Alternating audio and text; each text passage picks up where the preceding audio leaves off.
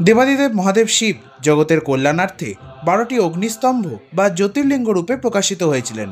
ভারতের বিভিন্ন স্থানে এই 12টি জ্যোতির্লিঙ্গ স্থিত।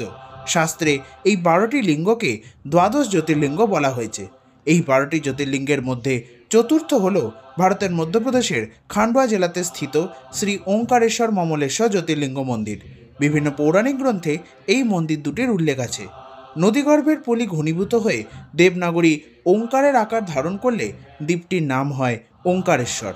কথিত আছে বিন্ধ্য পর্বত মহাদেবকে তুষ্ট করতে বালি ও পলি দিয়ে শিবলিঙ্গ নির্মাণ করেন এবং মহাদেব শিব দুটি রূপে তাকে দর্শন দেন। সেই থেকে নর্মদা নদীর তীরে ওঙ্কারেশ্বর ও মমলেশ্বর নামে দুটি জ্যোতির্লিঙ্গ মন্দির বিরাজিত আছে। পণ্ডিতদের মতে সূর্যবংশ রাজা মান্ধাতা এবং তার পুত্রদ্বয় অম্বরীশ ও মুচকুন্দ ওঙ্কারেশ্বরে মহাদেবের কঠোর তপস্যা করেন। পুরাণ মতে দেবতা ও দানবদের যুদ্ধে দেবতারা পরাজিত হয় এবং মহাদেবের শরণাপন্ন হয়। মহাদেব ওঙ্কারেশ্বর জ্যোতির্লিঙ্গ রূপে প্রকাশিত হয়ে দানবদের বধ করেন। নর্মদা নদীর তীরে ওঙ্কারেশ্বর তথা মান্ধাতা দ্বীপে মমলেশ্বর মন্দির স্থিত। ওঙ্কারেশ্বর ও মমলেশ্বর মন্দিরের প্রথম নির্মাণকাল অজ্ঞাত। ঐতিহাসিক তথ্য মতে 11 শতকে মালওয়ার পারমার ও চালুক্য বংশ মন্দিরের সংস্কার করে। 12 শতকে সুলতান মাহমুদ এই মন্দিরটি ধ্বংস করেন।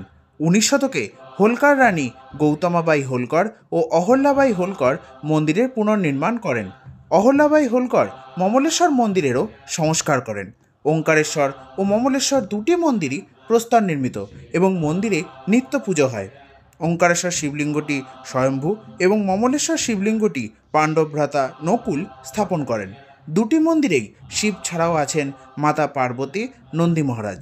মহাশিবরাত্রি, শ্রাবণ মাস, ধনতেরাস, কার্তিক পূর্ণিমা প্রভৃতি তিথিতে মন্দির দুটিতে বহু ভক্তের সমাগম ঘটে। ঐতিহাসিক নথিমতে আদিগুরু শঙ্করাচার্য ওঙ্কারেশ্বরে গুরু গোবিন্দ ভগবৎ পাদের সাক্ষাৎ পান। ওঙ্কারেশ্বর ও মমলেশ্বর মন্দির দুটি বর্তমানে ভারতীয় পুরাতত্ত্ব সর্বেক্ষণ বিভাগের অধীনে আছে।